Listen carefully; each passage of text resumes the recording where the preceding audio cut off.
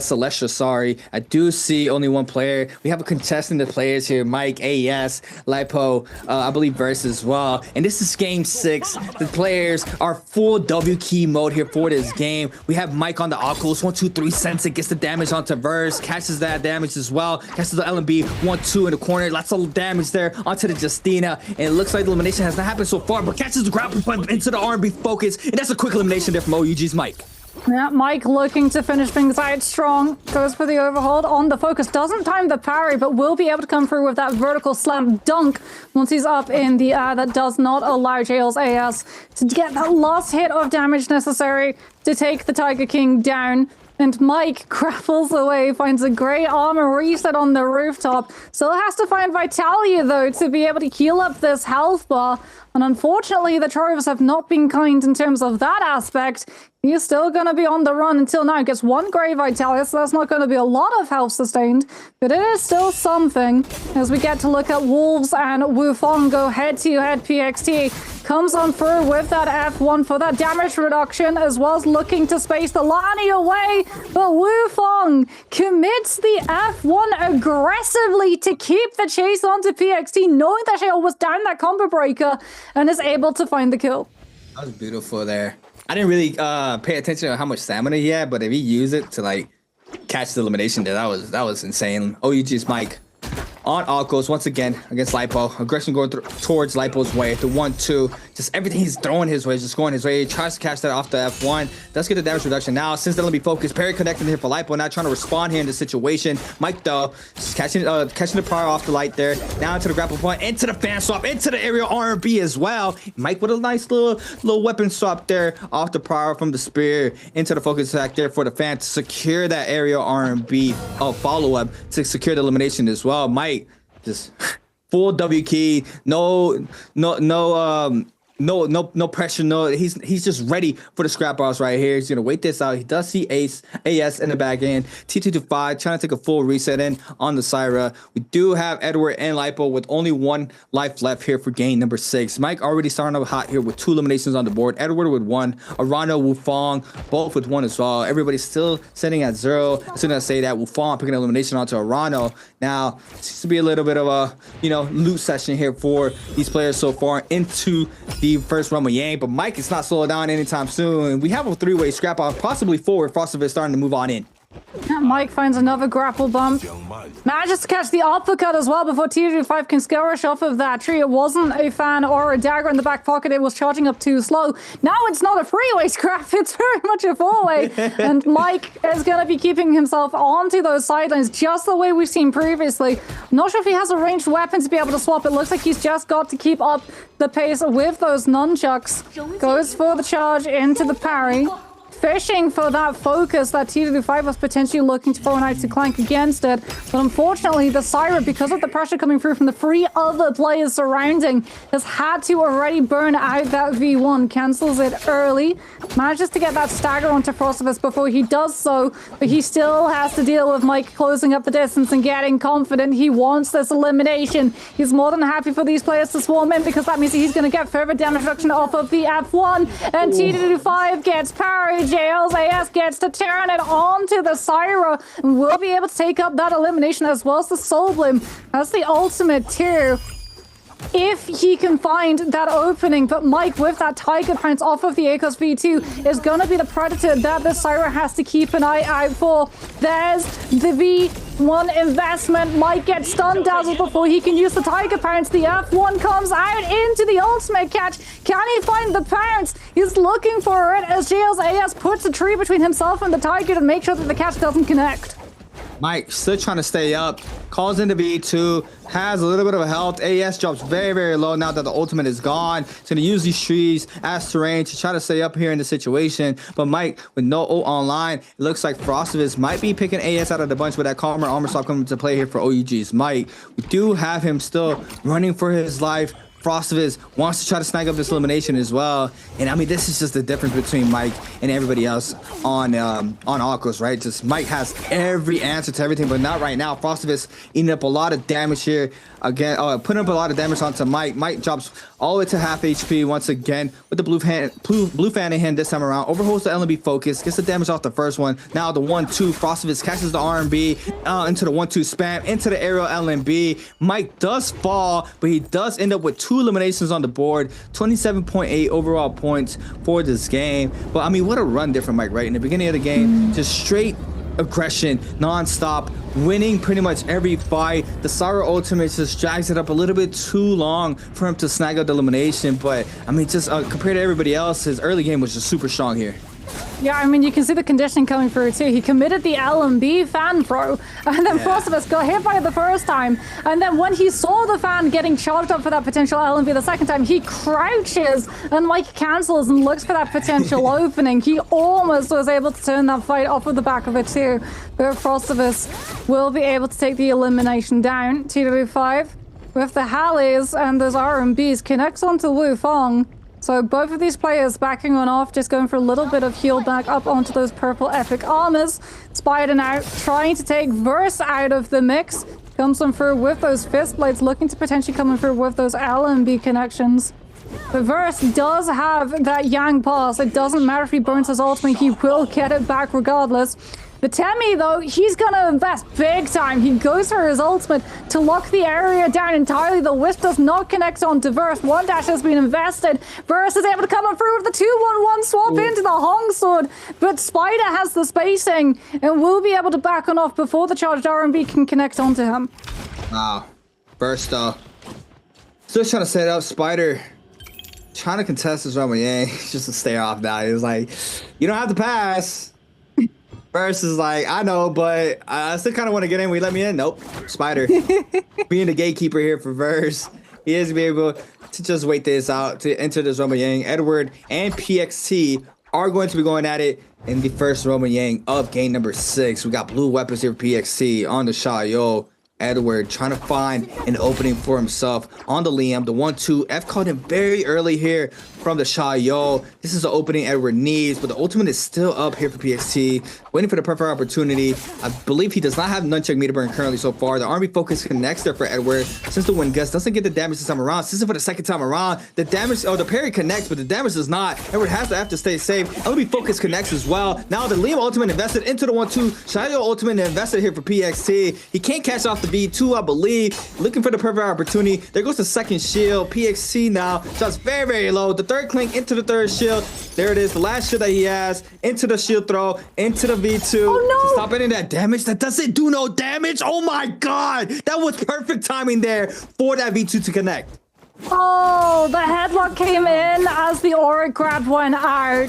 And unfortunately, the shield got the CC, but wasn't able to do anything about it. Now it's going to be Frostivus going head-to-head. The Vada with that V2 has so much overhealth to be able to survive this auric grab that Lipo is going to set up. He manages to get one Vitality off the back of it. Throws Frostivus airborne so he can potentially set up another reset opportunity, but Frostivus with the spear is able to come and prove the charged R&B from that fan into the 1-2. And that is Frostivus with the Volta V2 able to see the win against the Liam. And now Spider has to try and head-to-head against a Lani inside a realm of Yang. A Lani who's using V2. So Spider is not out of the woods, even if he stays mobile. Yeah, with no online and without having the health advantage here, it's been very rough here for Spider, but if anybody can do it, it's Spider. Lani still trying to get active, 8 seconds and counting. He needs a miracle right now. Overhold, sends back the R&B focus, avoid getting parried. Both players parried this time around. The Prodigal stores move on his way, and it's looking like a timeout. So both of these players are going to be having that Yang depletion timer on their back. We do have 2 wins already there for BBE and OA, so only 2 players are going to have that Yang depletion timer from that round. PXC is gonna wait this out. I'm sorry, PSC is gonna have it. We have 4 players. Star as well, or Wufong, sorry. Wufong as well is gonna have the end depletion timer. Xiaoyu here for PXC. Trying to see if he can find anybody. Not sure where everybody's scattered to towards the end. Oh, here we go. We have some sort of congestion of players. We have Lipo, Edward, and Spider all in this area. Now, Lipo with 3 minutes and 17 seconds and counting. Edward, the gold staff, with full effect here with Vermilion's Burst. Has everything he needs to try to get active here. Frostivus in the back end as well. You have both Yang winners on your trail. If you're Lipo, this is not the situation you want to be in. The raw uppercut connects as well. Liam ultimate investor here for Lipo. Casts the V2 onto Edward, but Frostivus can still apply the pressure. Wufong in the back end as well. Sends back that player, and he is going to fall for that. Wufong is the second elimination now to Lipo. And Edward gets the grab onto a low HP Frostivus, who does have that Valda V2 to call in on to survive the aftermath. Spear gets sent out, won't be able to find his connection. Edward had to burn that Liam V2 as well, so he's going to be put under pressure too. The Frostivus is about to run out of armor, out of overhealth, and out of life. Vermilion Birthmite is going to keep himself in this lobby, but he's going to lose the opportunity to find some of these eliminations. Edward finds a huge parry onto AS, who threw out that charged vertical on that fan directly into his back. Spider will be able to pick up the elimination, and this is what we saw when we had the Holoroth game, which saw a timeout inside one of those Realm of Yanks. It sparked so much aggression in the lobby that we were reduced to 6 players before we saw that Spirit Wall contest come on through, and the same might be repeated right here, right now, C8. His Spider is on the run, but he's falling lower and lower. The Fist Blade's not the greatest weapon to be able to scale rush your way out of these engagements. He's trying to find verticality, but his HP bar is falling lower and lower and lower. He just has to invest the Temi ultimate and not even keep himself in the middle of it. He has to go to the outsides, which puts himself right into the path of TE's Wufong. And now he is quite literally caught between a rock and a hard place. He wasn't able to utilize his ultimate for any of the reset window he'd been seeking for, and he just has to try and keep himself moving for as long as possible. That's just super unfortunate for Spider. Versus the Tumult ultimate.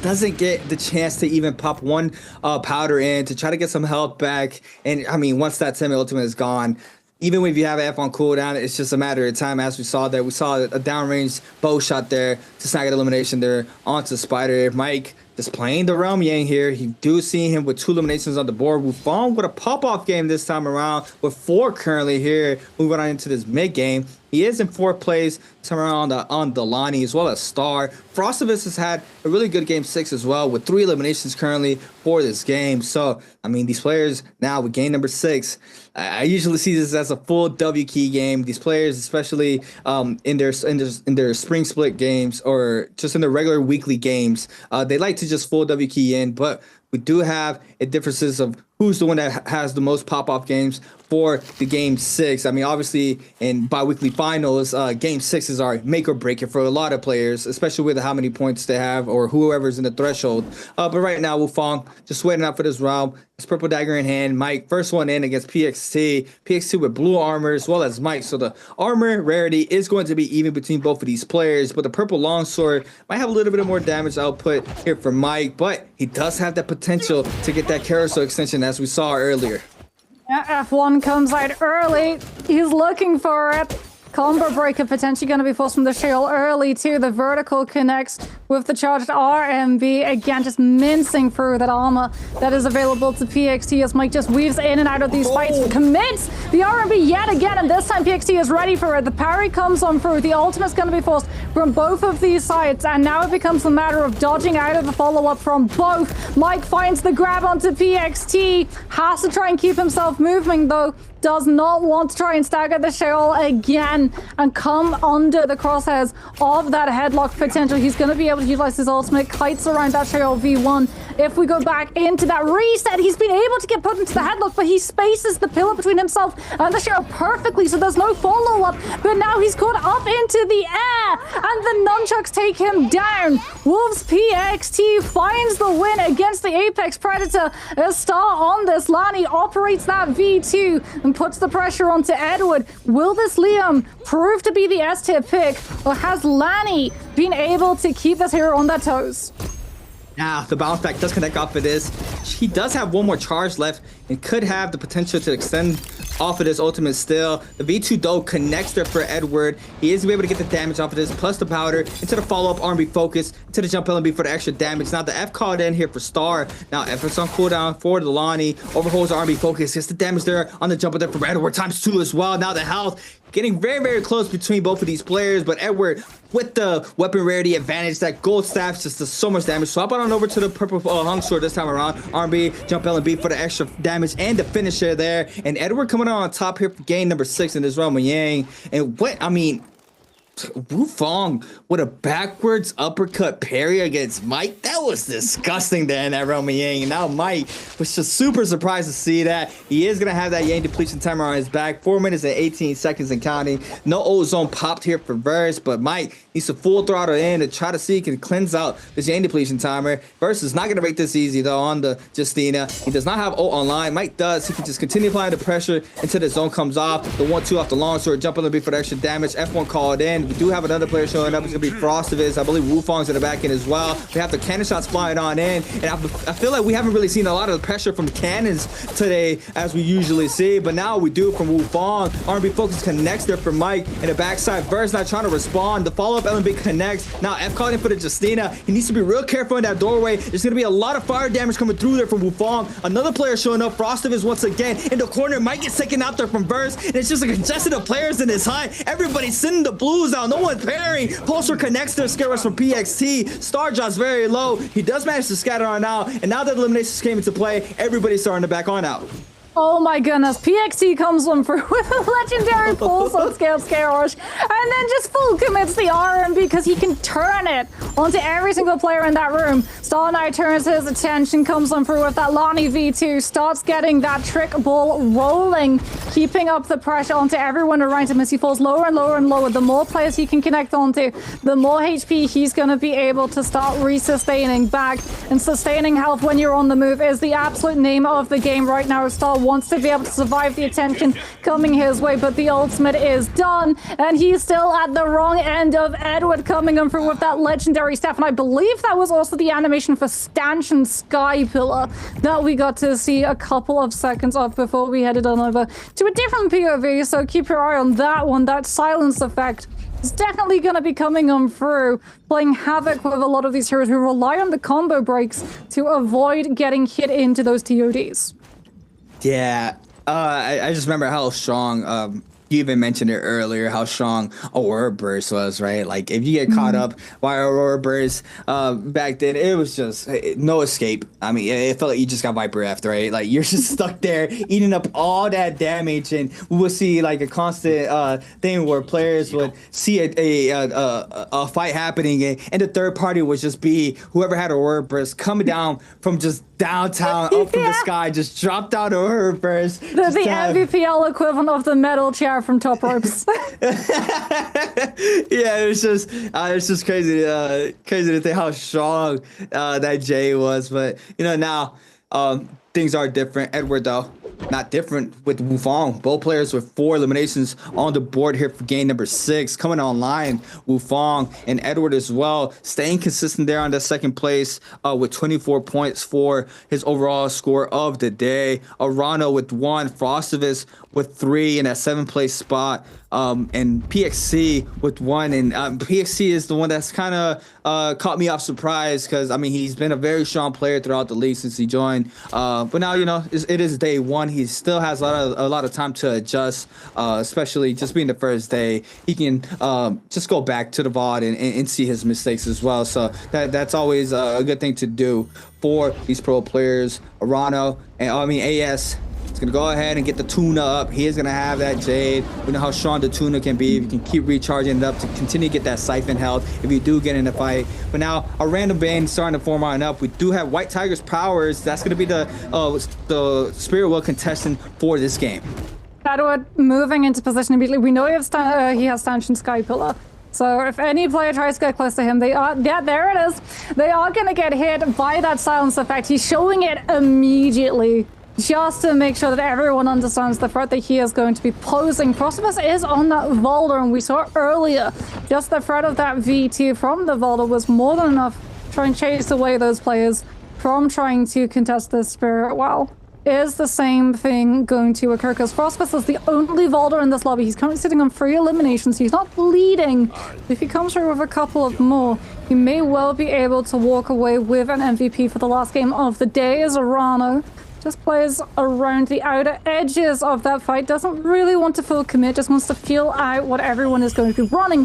So this is the opportunity that everyone showcases that win condition with. Stanchion Skypillar is going to be revealed by one player, as is Venom Tip and Puff, both from their repeating crossbow. And Edward might have the silence effect, but the lobby is the one that silences his impact. He gets sent immediately into a disengagement off of all of the damage that he took, trying to keep up that aggressive positioning with that prior opportunity for that Spirit Well. And now he's going to be locked into a 1 versus 1 against the Syra. AS knows that that silence effect is going to potentially be in play, and he's more than happy to just utilize the knockback effect from these Skelroth connections to send this Liam into that zone, forcing Edward into burning every single bit of utility. The combo breaker of the F1, the V2, everything, and the kitchen sink, and every single grapple that Edward has available to his name right now is being utilized to make sure that this Liam survives that 1 versus 1. And in the meantime, PXT with the absolute heist walks with a White Tiger's purse for free. No, he just gets the free brink robbery right there. Coming out on top there with the White Tiger's powers. It's going to be able to apply some pressure there onto whoever's around him if he needs to. We see him probably spotting Edward here. Frostivus, though, drops very low into the 1-2 finisher there from Wufang from the Dual Blades. And Frostivus is going to fall here for game number 6 with 3 on the board. Still a very good game played out here for Frostivus, being able to secure 3 eliminations. Mike was already eliminated with a 2. Wufang, though, stacking up those kills with 5 this time around. Edward does manage to stay alive here on the Liam, 26% on that range, so still has a long way to try to get that ult back online. And our random Bane is going to take up the majority of this zone until 1 minute, where the zone starts spreading. Arano and T225 just waiting this out. AES in the middle of that. Arano eating up the damage there from the movement. Don't believe anybody saw it. T225 just chilling in the bush. Does not want to apply the pressure, but Edward sees it, quickly jumps right down, hits him with the LMB focus there onto Arano. And Arano is going to be forced to try to scatter out from the situation. He does see a little open here on the left-hand side. He can play the outer ring of the zone, and we see him already positioning for that next zone spread, as we saw him in there on the mini map. PXT, though, on the Shayo still has that White Tiger's power. 83 seconds remaining there for that buff. Now Edward and Arano to go ahead and play a little bit closer here on the bottom side of the map. PXT, though, the main aggressor, with a nice ship pair there onto the Syra. Looks like the F is going to be called in. The cooldown now starts there for the Syra. Wufang on the top side tries to see he can find some sorts of damage onto AS. I believe AS cuts noise in the back end. They do not spot him there in the backside. Yeah, he's not in the purple bush. Yeah. The T225 is. T225 has to reveal himself. Comes them through with that stat hit onto PXT. Arano, too, is still under pressure, potentially, from this fight with Edward that is looming on the outskirts. However, because he was pressured early, he did not have to burn his ultimate, so it's not the worst situation that it could currently be for Arano. That, unfortunately, is Edward's position right now. This Liam does not have that V2 available, but nobody knows. Everyone was trying to play reaction to PXT, claiming that Spirit Well and coming on through with 2 Sheol V1s, that everyone sort of turned their attention away from that Liam. So he's given a second lease of life off of the back of that. Wufang going incredibly low. PXT trying to find his opening with that Sheol F1. As we can see, Arano yet again rocking the bow setup, looking to see if he can incite a fight before everyone turns onto that Justina. He wants to be able to hold on to his ultimate for as long as possible, and it now becomes hero selection. Who do you want to make it to that end game? Wufang is unfortunately one of those players that you do not want to see make it through, especially since we saw the masterclass of that Lani V2, the impact that it can have when all of these players are clumped up in one certain spot. But the same applies to the Syra. The more players that are stacked up, the more value that Syra gets from the stun dazzle spam into the V1 laser beam follow through. And AS with that tuna is going to be able to heal on the move, both from abilities and from the Soul Jade. There's Edward with the cannon. I'm sure Flames Breath is attached to that one too, with that Rupture Gale attached to that Soul Jade on top of it. The cherry on the mix to make sure that some of these Cyrus get pressured out and have to potentially burn some of that utility. T225 falls incredibly low. That was pretty much a lot of armor. And his health bar burned on off. Arano has got to be set up with either max attack or the bow soldier set up, because oh my goodness, the damage that he just found off of those shots onto T225 was crazy. Oh my god. That was a clean shot. That was a clean shot there from Murano. I saw him still have full white health. That's what I saw before that shot connected. So he just one shot, headshot, tapped him there. Beautiful showcasing there with oh my god, that was disgusting there from Murano. Nice shot there through the window. Player's gonna fall. And now the zone looking like it's gonna end right on the edge of this terrain, I believe. So there's gonna be a little bit of layers going into this end circle. We still have 5 players remaining, and I mean, I'm surprised. I thought this was gonna be a full W key session and not really an end game, but every single game we have those end games. These players have been showing straight consistency throughout the whole night. AS drops very low here though. He's gonna be forced to pop the Syra ultimate. He looks like he's gonna apply the pressure onto PXC, and that's gonna be a Shayo for this for his opponent right now. The damage connects off the first beam, still applying lots of pressure there with the beam damage. Now Shoyo ultimate is gonna be invested. This could be bad here for PXC. It's just super fortunate that he was picked out of everybody here by AS. The Syra ultimate is gone, but the damage is done, and Edward snacks up another one, and that's gonna be his 5th one tying up here with Wufong. Yeah, AS turns the attention onto the Shayol, and PXC gets taken down, and AS is given an opportunity. They still have to watch out, though, for these bow shots coming in through from Arano. You can see him posted up at the top of that rooftop, entirely uncontested. Everyone currently is dancing to the tempo that Arano is set. There's one bit of cover from the bow damage, and it's the tree that currently the rest of these 3 players are fighting over. And because they're all trying to fight over that spacing, they're knocking each other into all of this follow-up damage. Stanchion Skypillar, that's where it ended on up for Edward. Comes on out, that silence, unfortunately not allowing the Syra access to a lot of that healing kit as AS looks for the drop down into the vertical slam down off of that charged RMB. This is the launch to the treetop, will be able to do it again. Doesn't find the connection that he's looking for. He needs one elimination to get a soul bloom and start to heal back. But now that the zone's closed on up, that Lanny V2 is going to come into play,